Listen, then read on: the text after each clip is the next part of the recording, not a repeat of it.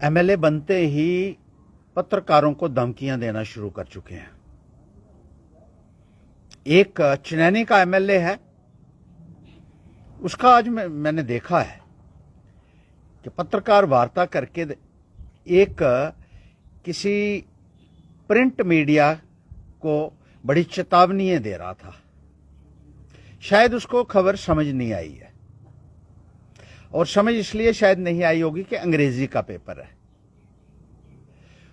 उस पेपर में यह खबर आई है कि हाई कोर्ट में एक केस लगा था कि जो मुकदमे एमएलएज और एमपीज के खिलाफ लगे थे या मंत्रियों के खिलाफ लगे थे, भ्रष्टाचार के मसले थे उसमें और आपराधिक मामले थे।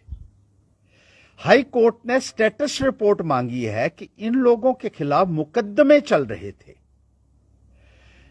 इन मुकदमों का क्या हुआ है, स्टेटस आज की तारीख में स्टेटस क्या है। और जो स्टेटस रिपोर्ट हाई कोर्ट की तरफ से मांगी गई, तो पेपर ने वही छापा है जो इंफॉर्मेशन हाई कोर्ट ने मांगी हुई थी इन एमएलएज, एक्स एमएलएज, मंत्रियों के बारे में, जिसमें कोई 13 के करीब एक्स एमएलएज और एक्स मिनिस्टर्स रहे हैं जिनके खिलाफ करप्शन के मामले थे या कोई आपराधिक मामले थे। उन्होंने वो रिपोर्ट किया है कि हाई कोर्ट ने मैं स्टेटस देना है आज की तारीख में क्या है। लेकिन ये भाई साहब जो हैं, जिस तरीके से धमकी भरे लहजे में बात कर रहे थे, एक पत्रकार के लिए बड़ी हैरानगी की बात है। किस किस्म के एमएलएस को यहां आपने मैंडेट दिया है भारतीय इतना आप दिवालिया हो चुके हैं कि आपके पास कैंडिडेट ही नहीं थे, कि जिनको पता ही नहीं है कि अखबार के अंदर क्या लिखा है, और खुलेआम आप धमकी देना शुरू हो गए। लेकिन जहां तक आपराधिक मामलों की बात है, तो 2021 में हमने एक आरटीआई लगाई थी जिसमें इस एमएलए के खिलाफ 31 मुकदमे थे। अब यह कहा जा रहा है कि वो खारिज कर दिए गए हैं, ये वापस ले लिए गए हैं। वो वापस किसने लिए हैं? किसके पास अख्तियारात थे वापस लेने के? क्या एसएचओ उन मुकदमों को खारिज कर सकता था? क्या एसपी उन मुकदमों को विड्रॉ कर सकता था? क्या एसपी के पास पावर्स थी कि उन मुकदमों को अपने बेसिस के ऊपर वो खत्म कर दे? हमने बार बार इन अधिकारियों को कहा कि बताइए कि किस बिना के ऊपर ये मुकदमे खत्म हुए हैं, और उसमें बहुत सीरियस मसले थे। चिनैनी के एमएलए के खिलाफ 31 के करीब वो मसले थे। लेकिन आज तक यहां का जो उधमपुर का एसएचओ है वो नहीं बता पाया कि कैसे मैंने ये खत्म किए, खारिज किए ये मुकदमे।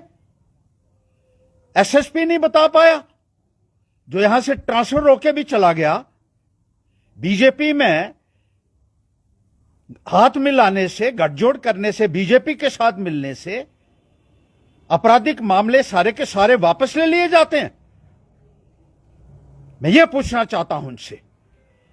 और इतना अगर आपको मीडिया में सच्चाई से इतना डर लगता है, तो यहां ग्रीन जोन में कैसे आपने बनाया हुआ है अपना एक बहुत बड़ी, जिसको दफ्तर का नाम दे दिया गया है आपके, किसी न किसी तरीके से बीजेपी का ऑफिस में खोलूंगा तो जो मर्जी इसका टाइटल होगा जमीन का, बच जाओगे आप हेरा फेरियां करके।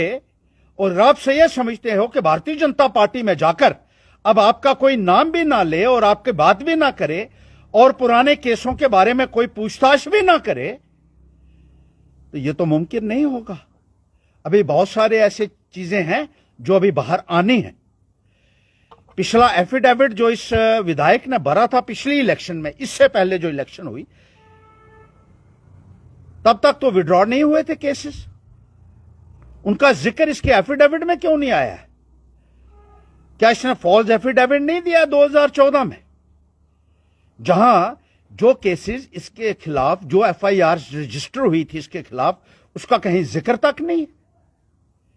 इलेक्शन कमीशन इसका कॉग्निजेंस ले सकता है, कोर्ट भी इसका कॉग्निजेंस ले सकता है कि वो जो केस थे जिसका आरटीआई में भी खुलासा हुआ है और डिटेल्स हमारे पास मौजूद हैं 31 केसेस की।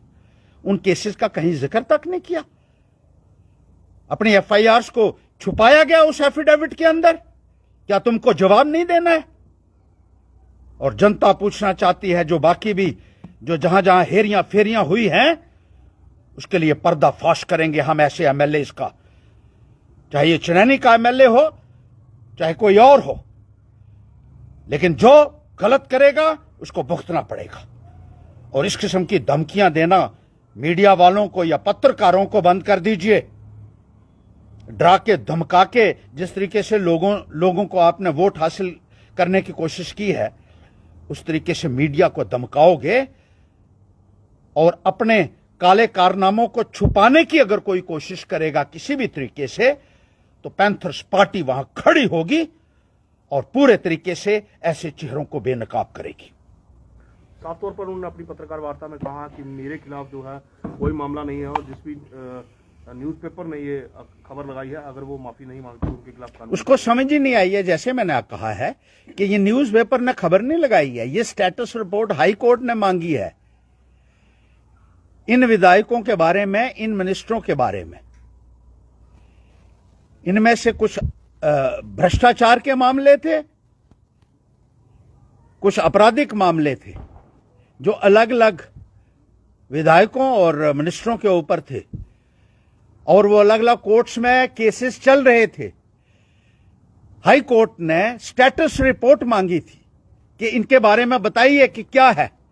तो आपको यह बताना चाहिए था भाई साहब कि कोर्ट में जाकर अपनी स्टेटस रिपोर्ट वहां पहुंचाइए, नहीं तो हाई कोर्ट फिर कह सकता है कि बताइए इनके खिलाफ जो केस चल रहे थे इनका क्या हश्र हुआ है। पेपर वाले को धमकाकर क्या मिलेगा? पेपर तो वही छापेगा जो कोर्ट के अंदर बात हुई है, और जो इंफॉर्मेशन कोर्ट मांग रहा है वही पेपर वाला पेपर के अंदर छाप रहा है। पर वो कह रहे हैं कि जम्मू कश्मीर हो या पूरा हिंदुस्तान हो, उनके खिलाफ कोई भी मामला नहीं। 31 केस जो उधमपुर में यहां लगे हुए थे, उनका क्या हुआ?